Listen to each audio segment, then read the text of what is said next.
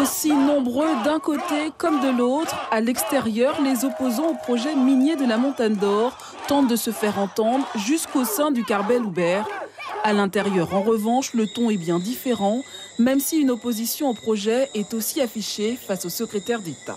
Malheureusement, nous n'avons pas eu la réponse que nous attendions, c'est-à-dire une position ferme de l'État contre. Le secrétaire d'État a bien fait comprendre qu'il n'était pas là pour donner une position, mais pour donner un avis technique sur le projet. Parmi la poignée d'invités, membres des associations de protection de la nature, Quata, Sepangui et Gepog, elles, se plaignent de la difficulté d'accéder à des financements. Une réponse partielle a été amenée par la création de l'Agence régionale de la biodiversité, dont il a été dit que l'un des rôles serait justement de jouer ce facilitateur d'accès à des financements.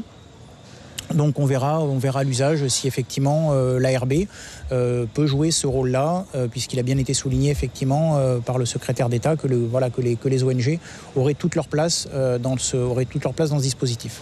Mais sur toutes ces problématiques abordées, aucune prise de position concrète de Sébastien Lecornu, secrétaire d'État en charge de la transition écologique et solidaire. C'est une réunion de travail. Ne pensez pas que les dossiers avancent comme ça en claquant des doigts.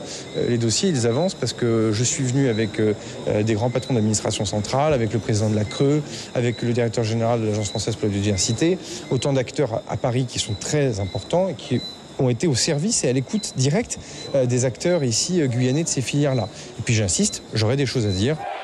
En attendant cette prise de parole sur la filière bois ou encore l'orpaillage illégal, le secrétaire d'État quitte le centre-ville de Cayenne sous les huées des manifestants.